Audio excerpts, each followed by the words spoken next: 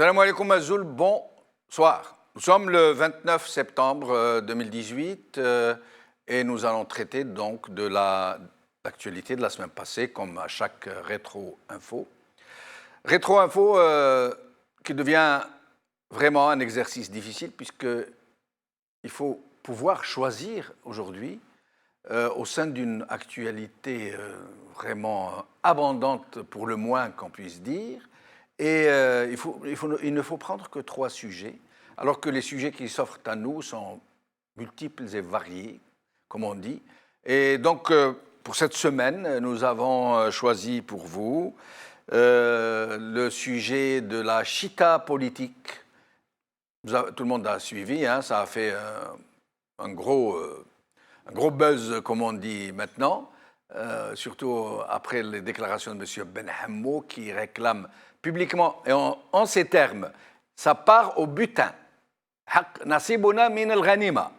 Et donc, nous évoquerons aussi l'affaire de Bantalha, dont nous avons commémoré le 21e anniversaire, et dont la presse algérienne, dans son ensemble, dans son entièreté, médias tout compris, télévision, presse écrite, radio, personne, aucun titre n'a livré la moindre petite ligne et le moindre petit mot sur la commémoration de la tragédie de Bantalha, comme si une consigne claire leur avait été envoyée. Et puis nous parlerons donc des révélations de M. Bajolet, ex-ambassadeur d'Algérie, de France en Algérie, pardon, et ex-DGSE, et les titres d'aujourd'hui. Liberté, l'ex-ambassadeur de France à Alger révèle dans son livre « Bajolet, la corruption a touché la famille de Bouteflika » par Farid Belgassem.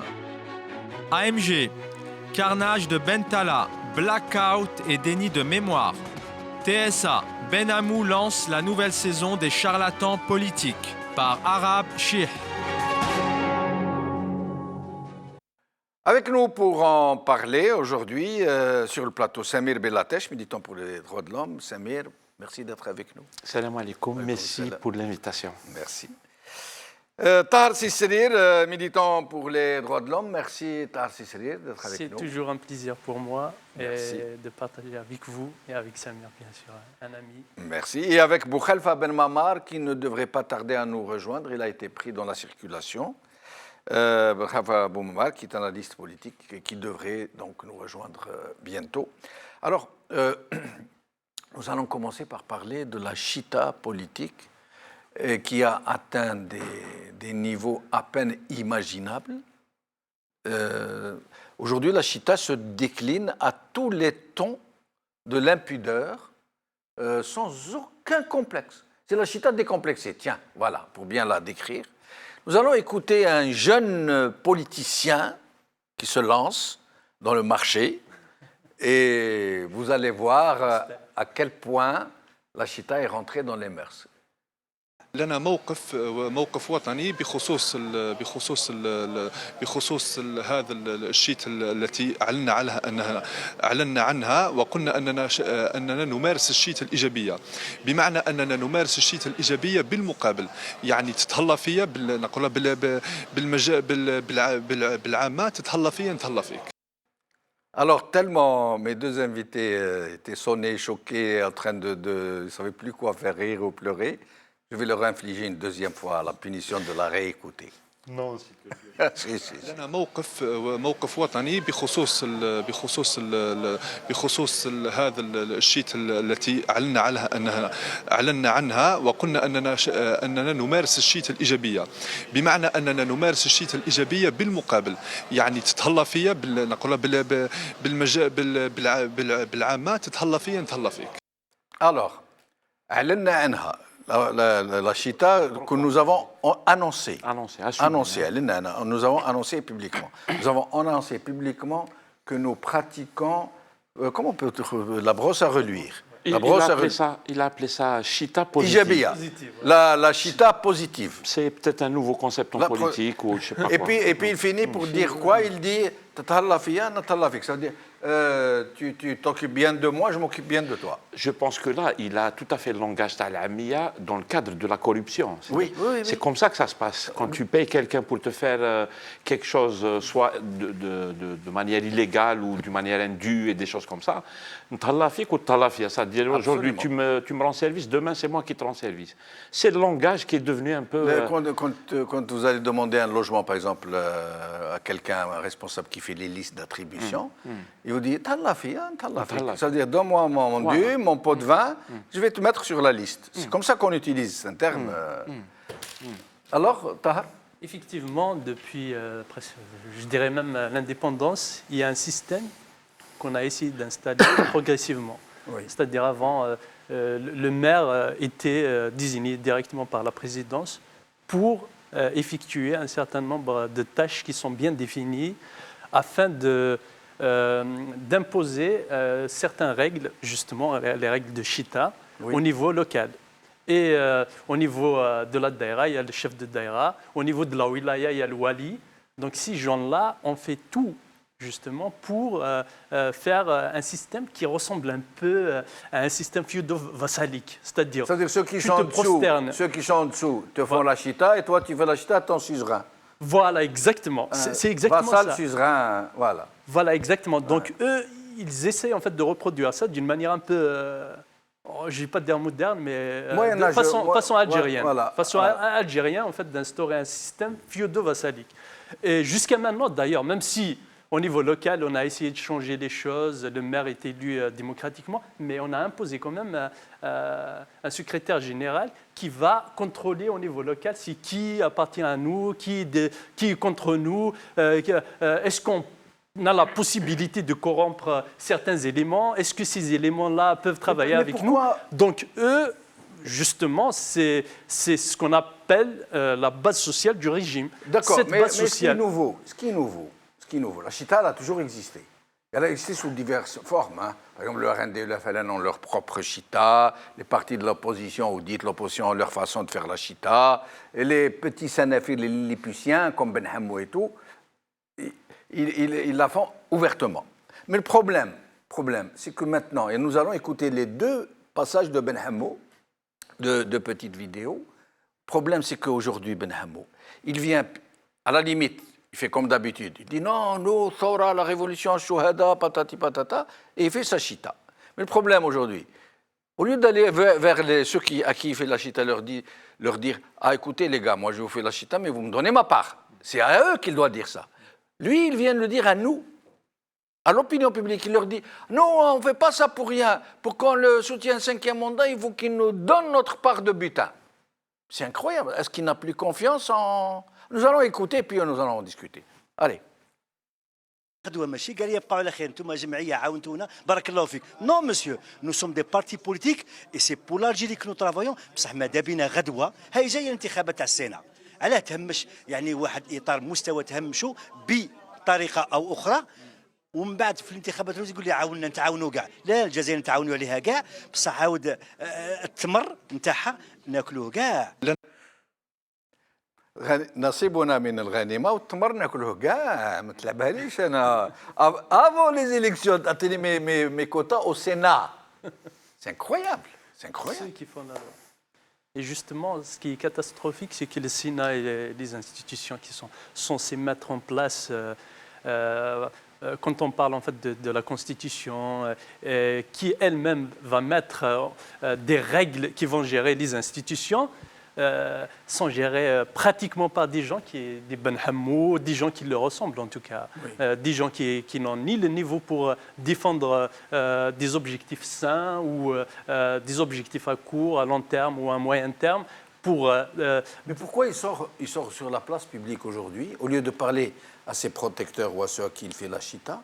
Pourquoi est-ce qu'il vient le dire publiquement? Est-ce que parce qu'il ne leur fait plus confiance? C'est juste pour dire qu'encore la réussite, c'est ça. Si tu veux réussir... Mais pourquoi il nous le dit à nous? Pourquoi il ne dit pas à eux? C'est-à-dire ils font de la pub pour les jeunes, mais là, c'est de la contre-pub. Là. Tout le monde va dire mais il ne dit pas la vérité, il fait de la chita. À mon avis, c'est parce qu'il doit leur dire, hein, sous la table, derrière les rideaux et tout, il doit leur dire. Oui, mais pourquoi il vient nous le dire à nous, en plus? Il n'a pas le choix, à mon avis. Il n'a pas le choix. Chantage, En fait, est-ce qu'il leur fait du chantage? Non, en fait, à mon avis, ces gens-là, avec tout le respect qu'on doit à la personne humaine, je ne vise pas personnellement, mais c'est des guignols en fait. Oui. Des guignols qui n'ont aucun poids, qui n'ont aucune existence. Ils existent par une sorte de magie politique puante entre nous. Et du coup, qu'est-ce que tu veux qu'ils fassent? Il n'a pas le choix en fait. Quelque part aussi, moi j'ai envie de commenter par rapport au fait qu'ils... Mais ils n'ont plus honte de dire ce genre de choses et tout parce que ils sont dans leur bulle, ils sont dans leur monde et ou c'est peut-être nous qui sommes dans une bulle, hein, je ne sais pas, mais savoir. En fait il y a une sorte de cassure. Ces gens sont dans un monde qui est un peu bizarre, un peu quand même. Quand on vient réclamer son dû, son butin dans une logique politique, pour lui, elle semble normale. C'est pour ça qu'il le dit tout à fait naturellement en fait. Mais nous, on sait aussi que ce n'est pas comme ça que devrait se passer la politique. Quand on voit dans un pays ce genre de situation se passer, quand on demande sa part du butin, la population, elle a de quoi s'inquiéter par rapport à une classe politique comme ça. Il le dit, il le dit. Il le dit parce qu'ils ne s'en rendent même pas compte, moi je dirais. Ils sont dans un monde où, je vous dis, il y a une cassure entre eux et nous, entre eux et le peuple, moi j'allais dire. Je ne représente pas le peuple. Mais il y a une cassure en fait. Ils sont dans une bulle. Ils peuvent dire les plus grosses choses qu'on peut imaginer. Ils peuvent les dire comme ça, tout à fait normalement.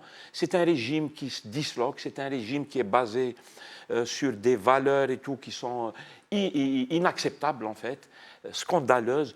C'est un régime qui est coupable de crimes et d'assassinats, de corruption généralisée. Les niveaux de corruption sont énormes. Ça donne ça en fait. Mais encore une fois, il faut remettre dans le contexte ces gens-là. C'est rien en fait. On peut même les ignorer en fait. Mais pourtant, le régime semble leur donner beaucoup d'importance puisqu'il leur donne des salles pour se réunir, il finance leurs petites activités, ils occupent une scène il les fait politique passer qui dans n'en est ses pas une. télévisions. Oui, Donc, oui. Ils occupent une scène politique qui n'en est pas une en fait. La vraie scène politique, parce qu'il y a des actes politiques dans notre pays, même s'ils se passent d'une manière complètement inacceptable, et illégale, illégitime et tout, mais il y a des actes politiques et ils se passent derrière les rideaux. Oui. Ça négocie d'une manière très dure, peut-être même des fois ça va très loin dans la dureté, là, des affrontements. Donc il y a des vrais actes politiques, mais ce n'est pas ceux que le régime nous donne laisse voir. Exactement. Oui, mais Samir, est-ce que nous pouvons seulement jeter la pierre à ces gens qui pratiquent la chita décomplexée, au point où ils disent « chita » ou « chita ijabiya » ou « tallafiyan, tallafik », et les autres partis qui pratiquent une chita autrement plus subtile, par exemple le RND et le FLN, c'est de la chita. Il y a des gens même qui payent 2-3 milliards pour avoir un poste de député. Ils appellent ça le mouellet. Le mouellet. Le mot mouellet n'est pas loin du... Tu sais, on est... comment on dit déjà en français? C'est-à-dire... Les alliés. Les alliés. On prête allégeance à... absolument. Les vassaux. Les vassaux. Ouais. On n'est pas très loin de ce côté-là, chita. Hein. Et les autres partis aussi qui sont dans l'opposition. Moi, j'essaie de dire les choses, même si je quitte à blesser certains. Les autres partis qui sont, par exemple, dans le Parlement, qui sont dans le Sénat, et qui se disent de l'opposition. Bon, c'est vrai que de temps en temps, leurs députés ou leurs sénateurs interpellent le ministre, interpellent le Premier ministre, de façon très brillante. Des scènes assez télégéniques. Réjouissantes, j'allais dire. mais aussi, ils cautionnent le régime en permettant à leurs députés, à leurs sénateurs de faire partie de ces institutions qui n'ont été élus qu'à 10% de l'électorat. Justement, c'est le problème parce que pendant les élections, nous, on était d'accord pour les élections locales parce qu'on est proche du citoyen. On peut apporter des solutions rapidement. On essaie en fait de faire un travail de proximité. Par contre, moi, je ne comprends toujours pas pourquoi y aller dans une assemblée d'enregistrement où les revendications, les vraies revendications du peuple ne passeront jamais. Tout simplement parce qu'il y a en fait des contraintes administratives. Même si on a 20, 15, 13 députés, on n'aura pas la possibilité, par exemple, de changer la loi directement. On n'aura pas la possibilité de créer un rapport de force pour inverser. Disons. Moi, j'aurais aimé voir en fait, dans une assemblée, comme ça passe partout dans le monde, en fait, une assemblée où des députés proches du gouvernement et de l'opposition qui essaiera petit à petit de créer en fait, les conditions suffisantes pour avoir un rapport de force, pour inverser en fait le système qui est en place. Nous, c'est le contraire. Nous, c'est des gens qui sont là pour faire des affaires, pour avoir des facilités pour des investissements, des amis, de la famille. Et justement, il s'inscrit toujours dans la chita politique. Justement. Mais eux, ils disent, pour justifier, ils disent, parce qu'eux, ils sont traités de participationnistes. Eux, ils disent, non, nous ne sommes pas des participationnistes. Mais c'est vrai que ce Parlement n'a été élu qu'à 10%. Et c'est vrai que la fraude et le bourrage l'ont gonflé artificiellement à presque 30%. Il y a les quotas. C'est vrai. Mais voilà. Mais d'ailleurs, on va essayer de retrouver celle de M. Benhamou qui parle de quotas, au sein du Parlement même. Alors, mais le problème, c'est que d'autres observateurs, qu'est-ce qu'ils leur rétorquent? Ils leur disent non. Ce n'est pas une tribune pour vous, parce que vous ne faites rien, vous ne changez rien, vous ne pouvez pas influencer la législation. Le problème, c'est que vous cautionnez le régime. Grâce à vous, le régime montre vos images en train d'interpeller des ministres et le Premier ministre lui-même. Il dit, regardez, vous qui dites qu'on n'est pas en démocratie, regardez comment ils nous traitent publiquement, comment ils nous accusent d'être des voleurs. Et donc, il y a pas, est-ce que ce n'est pas une chita pire que celle de Benhamou? Je ne sais pas si on peut appeler ça chita, mais on pourrait. C'est-à-dire, on étale un peu le processus là et on retrouve ce que vous êtes en train de décrire. Moi, je me dis, il n'y a pas d'opposition radicale. Sans citer de nom de parti, de personnalité et tout. Voilà. Il n'y a pas d'opposition radicale. Il y a eu de l'opposition radicale. Je pense qu'elle a été laminée. Enfin, on connaît ce que fait le régime avec les partis récupérés, corrompus, doublés, cassés, j'en passais des meilleurs, infiltrés et tout. Donc, je pense que dans le cadre de notre pays, il n'y a pas d'organisation en tant que telle qui soit radicale par rapport au régime. Il a installé un champ comme ça qu'il a délimité et tout le monde joue dedans. Ceux qui n'acceptent pas de jouer dedans sont écrasés, éliminés, diabolisés et tout. Je pense qu'on connaît aussi là aussi des cas comment le régime il diabolise tout ce qui n'est pas dans la limite de ce qu'il a lui-même fixé. Qui ne rentre pas dans le cadre. Voilà. Alors que, je ne sais pas, nous comme citoyens, militants politiques de base comme ça, on veut justement que ça change. C'est cela, justement, qui doit changer, qu'on ait une opposition et une alternative réellement radicale par rapport au régime qui est en train de faire un mal énorme au pays. Nous allons voir des images de M. Benhamou en train de vous parler de quotas, justement. Publiquement, il reconnaît au sein même du Parlement, écoutez-le bien, et puis nous allons parler d'une autre forme de chita, celle des islamistes frics. M. Benhamou, toujours. ونهار اللي كانت الناس تخبى في ديارها الإدارة هي اللي كانت واقفة للإرهاب والإدارة هي اللي مع العسكر هي اللي على sauver l'Algérie. Donc rendons un honneur au moins à l'administration. Arrêtons d'insulter l'administration. هذا مش مواجبنا. احنا كنواب ما كناش في الواجهة.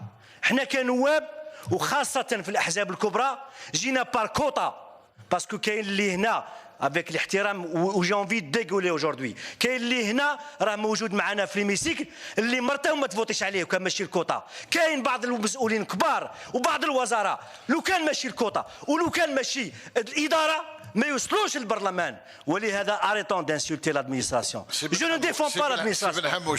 Franchement, c'est un monsieur. On peut le traiter tout ce qu'on veut, mais il dit les choses. Enfin, moi je dirais il occupe la scène, je vous le dis. Il y a rien nous sommes tous là par quota, y compris ceux qui sont avec nous, qui étaient d'anciens ministres. Il peut le dire. Il peut le dire, pourquoi pas. Qu'est-ce que ça change? On peut tout dire. C'est ce que font. Non, c'est exactement. On le dit bien, on le connaît en fait par rapport au régime algérien. On peut faire les caricatures qu'on veut du régime algérien. On a des dilemmes et des... Moi, je préfère le hic. Je le dis même publiquement. C'est une question de goût. Et donc, on peut tout dire. Non, à l'Assemblée nationale, on peut tout dire. C'est ce qu'on interpellerait de cette manière, je pense, les députés qu'on a à l'Assemblée nationale. Pour certains, on doit leur dire ça, à mon avis. Faites-nous vos discours à l'Assemblée nationale. Amusez la galerie comme vous voulez, vous ne changerez absolument rien du tout. L'Assemblée nationale est une institution qui est vidée de son sens, comme toutes les autres institutions ont été vidées de leur sens. Ils peuvent jouer à la comédie. Ils jouent à la comédie. Vous me rappelez sorte de dicton, de sentence. La dictature, je m'excuse, le mot est un peu. La dictature, c'est ferme ta gueule. La démocratie, c'est cause toujours. Cause toujours. Là, on va dire, c'est une caricature de démocratie. C'est incroyable. Mais de le dire comme ça, les quotas, oui, nous sommes là par quotas. Aucun problème. On a vu d'autres députés faire autant de tapage. Hein. Ouais, c'est vrai, Ça occupe. Mais ils ont réussi à instaurer une chose, c'est-à-dire l'hégémonie par le désordre. C'est-à-dire, ils vont installer cette hégémonie quelque part. Donc, tous les gens sincères, tous les gens honnêtes. C'est de nouvelles valeurs. Voilà, tous les gens honnêtes ne pourront jamais se retrouver en fait dans ce modèle imposé en fait par le pouvoir, parce que où il y a le désordre, où il y a le n'importe quoi, où il y a le folklore. Quand ils nous parlent, par exemple, je prendrai en exemple la Maison de la Culture, ils ont réussi à faire des galas, des trucs pour manipuler certaines associations pour faire le folklore.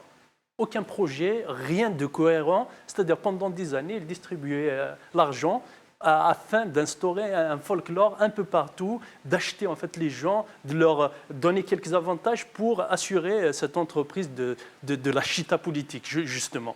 Donc, c'est un travail qui a été fait afin d'empêcher en fait l'intelligentsia d'exister à l'intérieur de la scène politique, parce que le fait de faire venir des gens comme Ben Hammou, comme Ould Abbas, comme... spécifique. Voilà, des gens comme ça. C'est-à-dire, on n'a pas envie ni de rester. On dirait qu'ils les choisissent en fonction de leur... C'est pareil. Capacité à amuser la population. C'est incroyable. Là. À faire le folklore. Donc, ces gens-là, non pas seulement, en fait, ils font fuir en fait, toute l'intelligentsia, ils vont la mettre dehors. Et en même temps, ils vont pousser les gens qui ont de l'intelligence de quitter complètement l'Algérie. Parce qu'ils vont dire, c'est pas sûr, ces gens-là, ils ne peuvent pas aller plus loin. Et moi, je ne peux pas accepter... D'ailleurs, vous ne vous rappelez pas, Bouteflika, quand il a dit il a dit donc, voilà, le fait d'avoir en fait, des gens comme ça... Voilà, ça te plaît, tu prends, ça ne te prend pas, tu te dégages. Donc, le fait et l'autre, le jeune, un jour, qui a dit à Bouteflika... Quand il y a eu Chirac, qui visitait avec lui, et les gens ont crié « Visa, visa !» Et alors quelqu'un s'est trop approché de Chirac, il a dit « Visa, visa !» Quelques jours après, Bouteflika a fait un discours, et il nous dit, quand il parlait, encore, quand il était volubile, alors il nous a dit « Il y a un jeune, il s'est approché de Chirac, il lui a dit « Visa, visa !»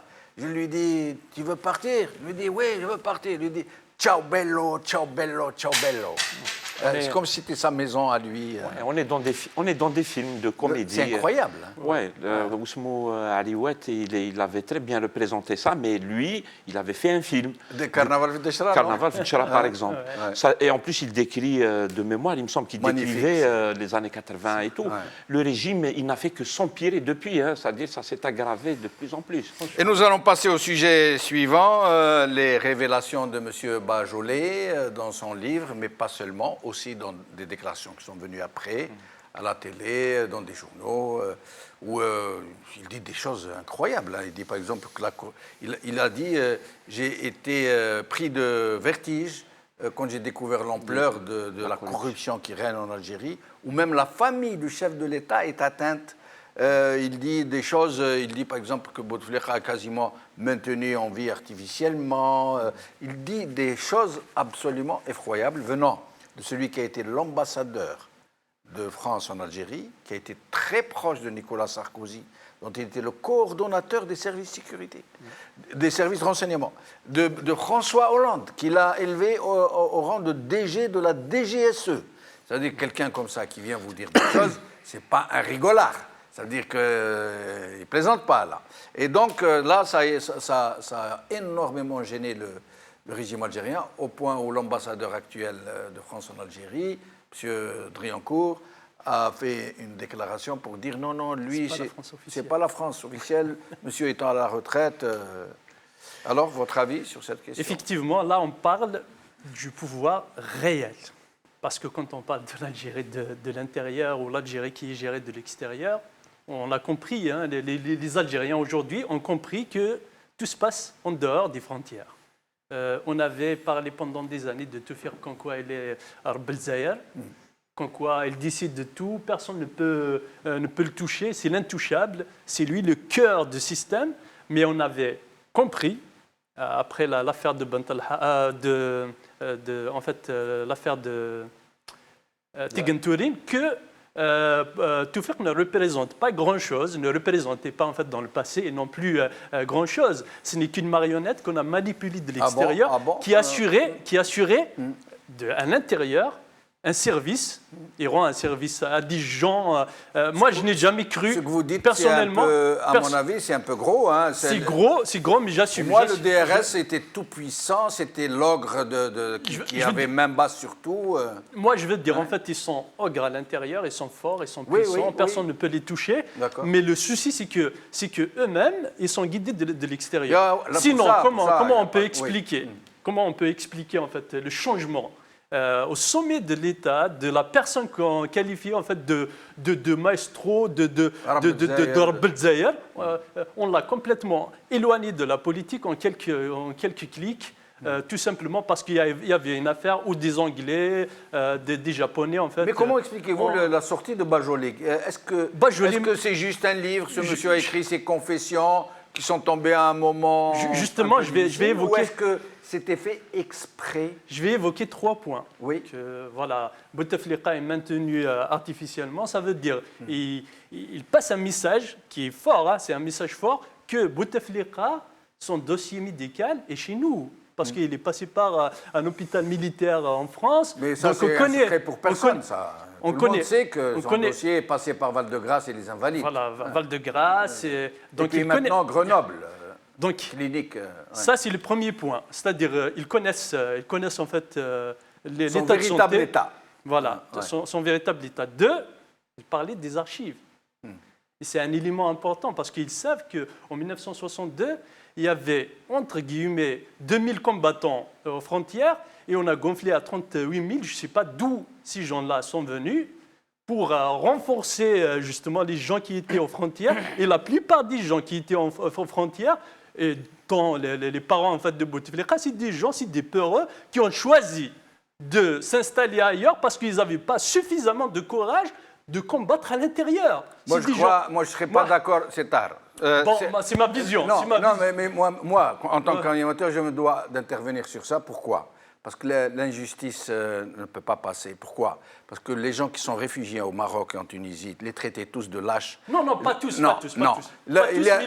Beaucoup ont dû fuir la colonisation, beaucoup ont dû fuir la répression, et beaucoup sont allés là-bas pour rejoindre la révolution, parce qu'à un certain moment, quand les gens tentaient de franchir les lignes Maurice pour ramener de l'armement et des vivres à l'armée de l'intérieur, il en mourait 9 sur 10.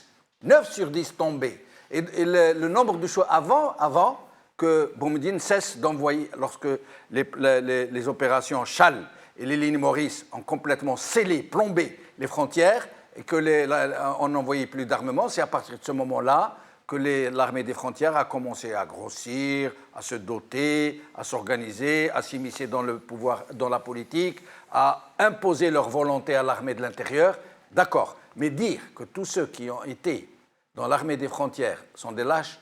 Non, je dépasse ça. En fait, il y a des gens qui ont quitté pour d'autres objectifs, certes. Mais entre mars et juillet 1962, il y avait un nombre important qui ont intégré en fait cette organisation qui était à l'extérieur, qui avait 2000 combattants. Les 36 000 viennent d'où? Voilà, c'est ce qu'on n'arrive pas à expliquer. Bien sûr, il y a des accords. Vous êtes sûr de votre chiffre 2000? Je ne pense pas. Moi, c'est beaucoup plus. Les chiffres en fait qui ont été communiqués par des historiens. Ceux qui sont rentrés en 62, quand ils sont rentrés, ils n'étaient pas 2000. Ils étaient 38 000. Voilà. Ils étaient 38 000, mais les 36 000 sont venus. Ils étaient recrutés en fait comme des mercenaires pour accomplir une tâche bien définie, pour faire le coup d'État. C'est une théorie plutôt audacieuse, mais voilà, moi j'ai des éléments, les éléments que j'avance, je ne les invente pas. C'est des choses que j'ai lues, c'est des choses en fait que les historiens ont écrites. Mais pour en revenir à Bajolé, pourquoi, à votre avis, maintenant, est-ce que c'est fortuit? Est-ce que c'est arrivé comme ça? Le livre est sorti, il avait été écrit depuis longtemps et ça sort maintenant? Ou est-ce que c'est à l'instant T. C'est destiné à sortir maintenant parce que c'est en plein 5e mandat, c'est en plein... Je n'ai pas pu y aller en fait jusqu'au bout de mon raisonnement. Oui. Tout simplement parce que eux, ils veulent dire, voilà, il a avancé des éléments comme quoi on a des archives pour dire, voilà, l'Algérie que vous connaissez aujourd'hui, on la connaît mieux que vous. Parce qu'on a l'histoire, on a votre histoire. Et la plupart des gens qui sont au sommet de l'État, ou même dans l'armée, et c'est ce qui est plus grave, parce qu'avec les déserteurs de l'armée française, ça c'est ce qui est connu par tous les Algériens, mais il y a des éléments qu'on a intégrés à l'intérieur qui travaillent pour l'Occident, pour la France. Et là non plus, ce ne sont pas tous les officiers déserteurs de l'armée française qui ont été infiltrés. Il y en a beaucoup parmi eux qui ont rallié la Révolution de façon sincère. Nous ne pouvons pas les mettre tous dans le même sac. Oui. Après, bon, pour moi, je suis convaincu que eux, c'est des menaces déguisées. Donc, ils disent comme quoi les harkis du système, on les connaît tous, et ils ont des responsabilités. C'est des juges, c'est des ministres, ils ont des responsabilités importantes aujourd'hui. Et donc, d'après vous, Bajolais, si c'est voilà, sorti, c'est pour leur dire que voilà, on est là. Votre histoire, donc il faut rester tranquille. Et d'ailleurs, je pense que tous les gens qui ont lu en fait l'article ont constaté qu'il parlait de la transition. Il parlait en fait dans l'article de la transition. Donc, je pense que lui a montré quelque part qu'il y a une volonté de la France de participer à cette transition. Il veut forcer la main pour encore rester au cœur du système en Algérie. Et ça, c'est très, très grave. Samir? Je n'ai pas encore lu le livre, du coup, je ne peux pas commenter ce qu'il y a écrit, si ce n'est ce qui a été rapporté par la presse. Je suis dans votre cas, je n'ai pas encore lu le livre. On a lu les extraits qui ont paru. Et justement, il semblerait qu'il y a quoi, 20 pages, 30 une pages, trentaine de pages. Une trentaine de pages consacrées à l'Algérie. Est-ce qu'on peut, à partir de là, dire qu'il a écrit ce bouquin pour parler de l'Algérie et tout? Ça semble un peu pas évident, en fait. Oui, mais le peu qu'il ait dit n'a jamais été dit. À plus forte raison. Moi, je dirais, excuse-moi, Jamel, moi, je dirais, Blé, il a juste dit, parce que peut-être, effectivement, il n'est pas un poste officiel, même si ce qu'il dit là, c'est-à-dire, est à prendre très au sérieux, parce que sur les questions sécuritaires, sur les questions diplomatiques, etc., les institutions ne sont pas toujours utilisées. On peut passer par d'autres chemins pour faire de la diplomatie et tout. Donc ça peut être un acte diplomatique ou un discours et des dires qui relèvent de la diplomatie. Je ne sais, moi, je dirais, Blé, c'est-à-dire il y a un usage fait des 29 pages là, c'est-à-dire lui il sort son bouquin, ensuite il y a un usage politique qui est fait de ce qu'il y dit. Et entre autres, moi je retiendrai, par contre ça ne choque pas, il n'y a rien de nouveau, on y voit très clairement la même mise de la France, ou j'allais dire, le fait que la France a son mot à dire dans ce qui se passe en Algérie.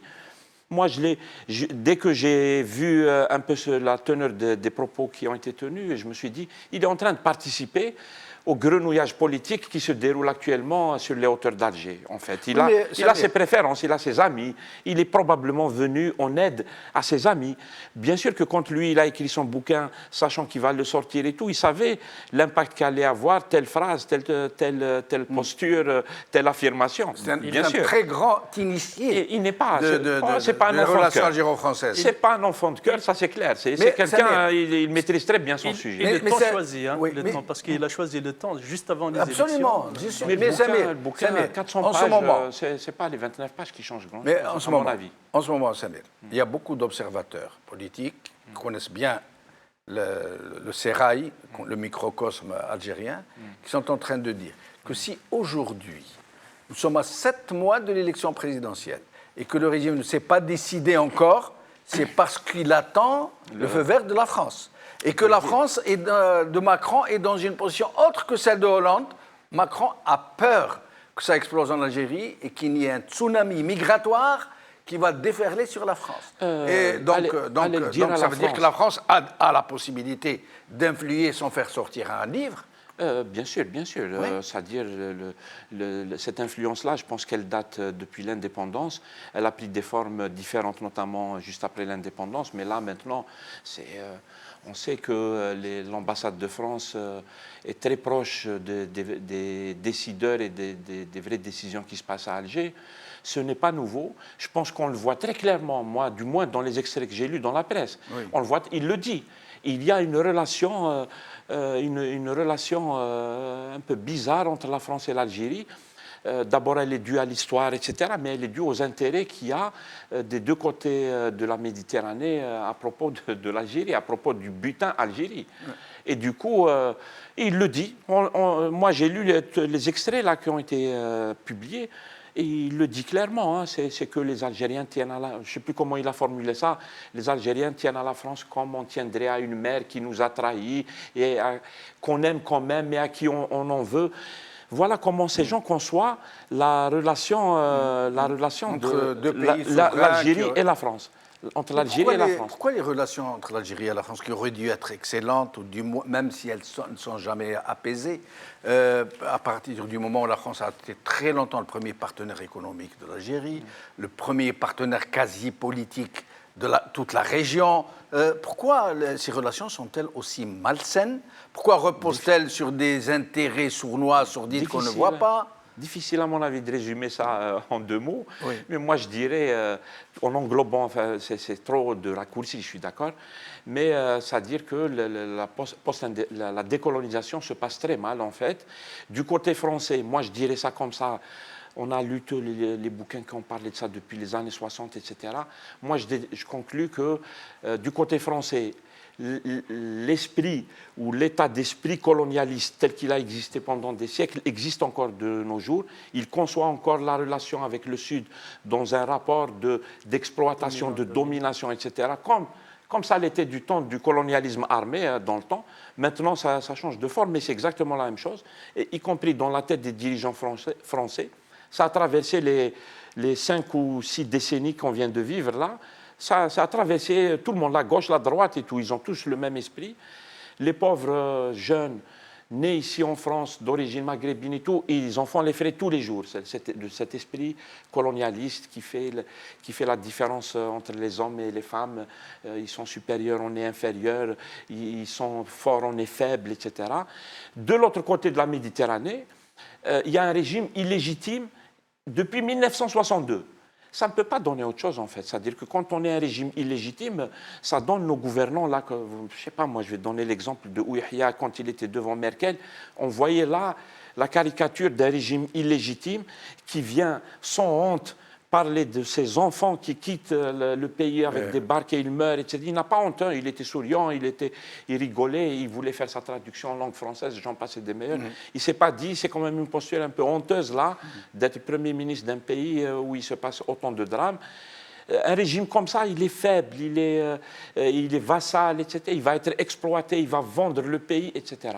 La solution, du côté algérien, revenir sur les rails de l'histoire, la légitimité du régime qui va faire qu'il a une base derrière lui, c'est-à-dire ceux qui l'ont élu. Il aura les appuis, la force pour négocier d'une manière égalitaire, si on le dit, avec ses partenaires européens, ses partenaires du Nord.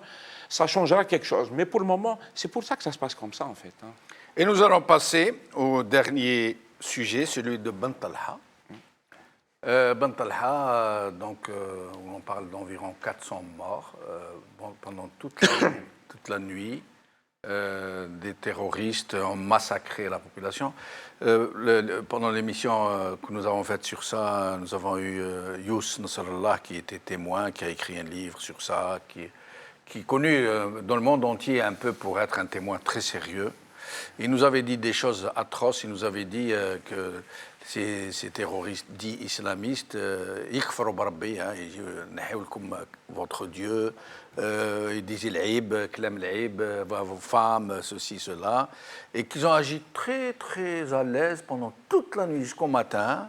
Alors que l'armée était dans les alentours. L'armée dans les alentours. Elle était tout autour de l'armée, à moins d'1 kilomètre de chaque côté. Des patriotes, des GLD, des gendarmes, des militaires. Il y avait même eu des policiers qui sont venus quand ils ont écouté, parce que ça s'entendait de très loin. Il y avait des ambulances qui attendaient. Des ambulances qui attendaient, effectivement. Les policiers sont arrivés à titre individuel pour essayer d'aider. Ils avaient de la famille là-bas, on ne les a pas laissés passer. Et il s'est passé des choses atroces. Et puis, après le carnage, le régime a tout fait pour empêcher la presse étrangère d'enquêter sérieusement ou d'écouter les témoins de façon. Même les témoins qui parlaient, ils étaient encadrés. Et la presse algérienne, ce n'est même pas la peine d'en parler. À l'époque, elle était totalement sous contrôle. Elle écrivait ce qu'on lui disait d'écrire, elle montrait ce qu'on lui demandait de montrer. Et donc, aujourd'hui, cette fois-ci, au 21e anniversaire, en 2018, nous nous attendions à ce que toute la presse en parle comme d'un événement c'est une tragédie que nous commémorons, ne serait-ce que pour saluer la mémoire des victimes. Il n'y a pas eu un seul mot, je ne dirais pas une ligne, pas un mot, dans toute la presse, ni dans toutes les télévisions algériennes, ni dans toutes les radios. D'ailleurs, pendant 5 heures, Oui. ils égorgeaient en fait des gens.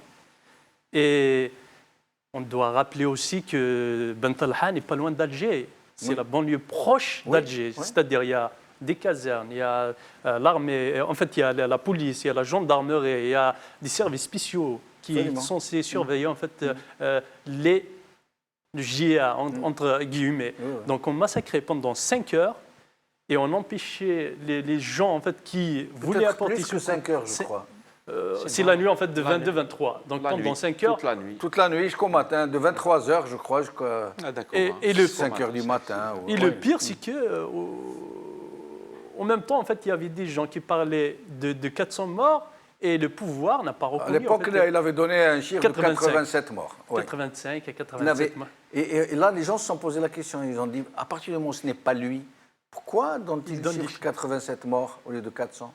Parce qu'ils connaissent très bien le dossier. Ouais. Parce qu'ils étaient quelque part une partie en fait, de ce qui s'est passé. Et sinon, pourquoi ils empêcheraient la vérité et la justice? C'est ce qu'on demande. Oui. Depuis en fait, 97, les gens demandent la vérité et la justice. Mais le pouvoir algérien a tout fait pour empêcher toutes sortes en fait, d'enquêtes.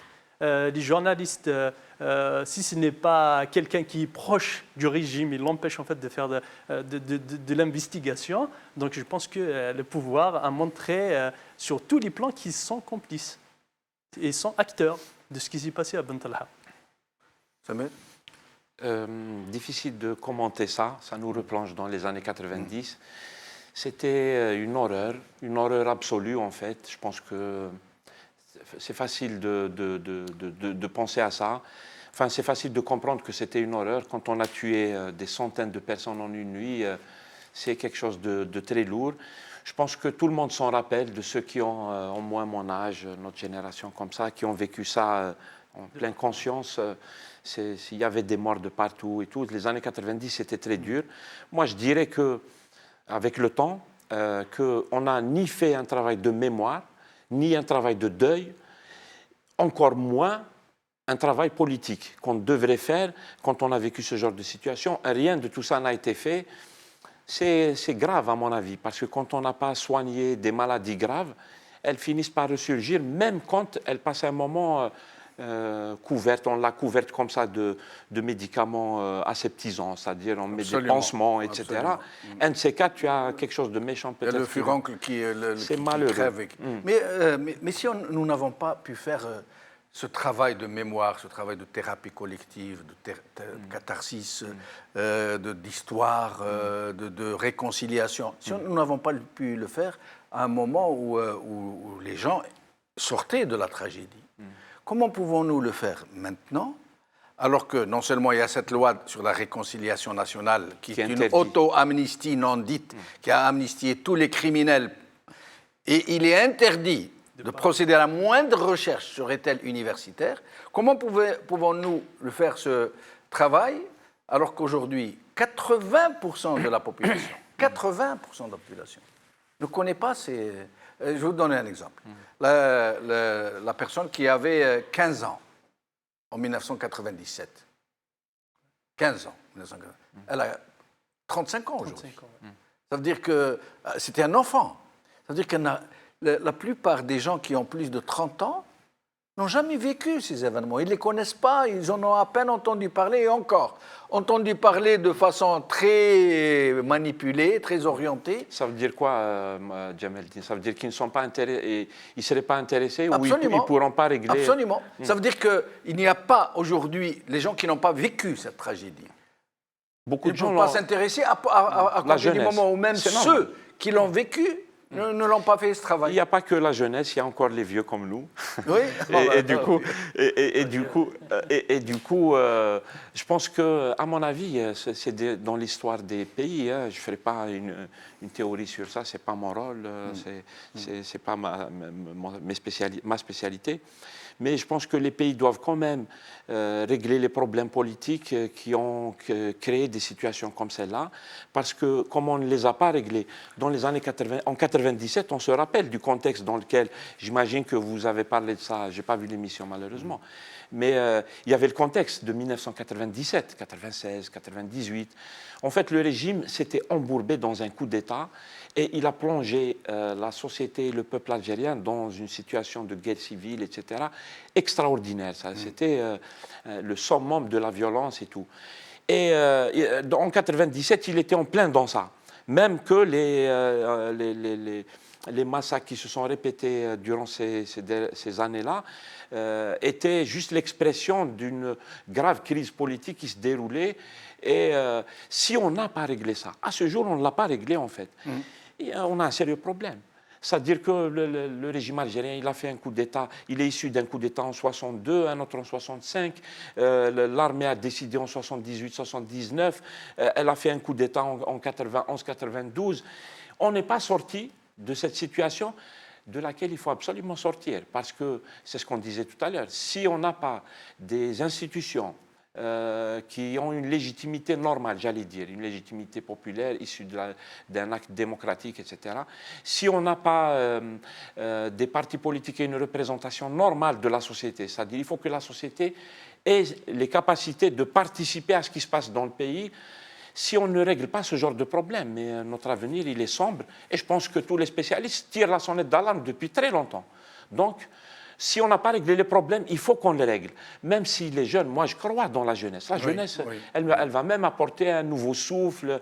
On va peut-être s'éloigner un petit peu plus du sentiment de vengeance, etc. Et c'est tant mieux. Exactement. Alors, nous arrivons à la fin de l'émission. En moins d'une minute, comment attendre de la jeunesse qu'elle s'implique dans ce genre de dossier? Je pense que le problème en Algérie, c'est un problème politique. On est tous d'accord que le problème est politique. Donc il y a les coups d'État, les coups de force, les vengeances, les assassinats, tout est lié à une problématique qui est claire, qui est politique. Aujourd'hui, il y a deux blocs, c'est-à-dire il y a ceux qui profitent du système, la base sociale du régime, le régime, ce système-là qui est dirigé directement par des conclaves, les généraux et leurs conclaves. Donc, ces gens-là sont dirigés de l'extérieur par des forces occultes qui défendent l'intérêt de leur pays, pas l'intérêt de l'Algérie, parce qu'eux, ils s'en foutent de l'intérêt des Algériens. Donc, aujourd'hui, si les Algériens, je parle en fait du peuple, du bas, ne s'organisent pas pour créer un véritable rapport de force, pour mettre fin à ce folklore politique, et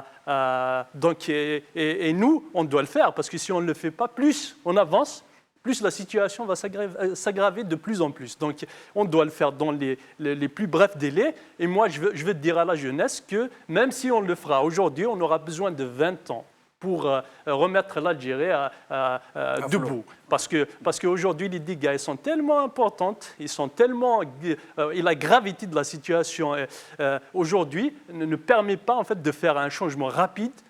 Et, on a besoin d'un changement et c'est urgent. Tous les gens qui aiment l'Algérie de fond de cœur doivent s'impliquer directement, de l'intérieur ou de l'extérieur, ils doivent s'unir afin de créer un véritable rapport de force et redonner le pouvoir au peuple et faire sortir de l'Algérie de cette situation dramatique. Voilà. C'est le mot. Merci beaucoup, Tahar Cissérine. Merci Samir Bellateche. Dommage que Boukhalifa n'a pas pu nous rejoindre. Avant de vous quitter, chers amis, j'aimerais vous montrer quelques images qui ne font pas partie de l'ordre du jour, mais qui m'ont semblé tellement scandaleuses que nous ne pouvions pas ne pas vous les passer. Il s'agit d'archives, pas d'archives, de dossiers d'étudiants et d'étudiantes qui ont été jetés à la poubelle par une université, je ne sais pas laquelle. Des milliers de dossiers où il y a les photos des gens, leurs dossiers et même des chèques. Leurs chèques barrés qu'ils ont remis à l'administration. Vous allez voir cette vidéo filmée par un citoyen et je vous dis bravo al khair, salama. والسلام على رسول الله صلى الله عليه وسلم. اليوم رانا 28 سبتمبر 2018 الجمعة. رسالتي إلى وزير التعليم العالي والبحث العلمي، العلم كما يقولوا احنا الخلايا هذو تاع العلم. الله يرحم والديك يا وزير التعليم العالي، يا كما نقولوا اللي دارهم فخامته الدوسيات تاع لي زيتيديون. واش راهم يديروا هنا الدوسيات تاع لي زيتيديون؟ قول لي واش راهم يديروا هنا دوسيات لارشيفر وبلي شاك باري. الدوسيات تصور تاع نساء تاع جزائريات عفيفات شريفات. واش راهم يديروا هنا؟ هذه تكون متزوجة، هذه راجلها ما يحملش. حبيتوا تذلونا صح. ورسالتي الثانية إلى من؟ إلى وزير العدل حافظ الأختام. أنت راك تقول القانون لا يحمي المغفلون. الشك تاعهم واش راه يدير هنا؟ لي شاك تاعهم واش راهم يديروا هنا؟ هاي لك صور تاع بنات. سمحوا لي على كل حال حطيت صور تاع البنات بصح سمحوا لي. هادو الملفات يطيشوا في المزبالة. ملفات بتصاور يطيشوا في المزبالة. شوف شحال كاين الملفات. واش راهم يديروا هنا؟ فاهم؟ حتى العنوان تاعهم هام ليك. فاهم؟ واش راهم يديروا هنا؟ هادو ديزيتيديون. انا واش نقول لهذه العصابة الحاكمة؟ نقول لهم ارحلوا ملفات الإدارة ما عرفتوش تسيروها بالبيروقراطية. شوفوا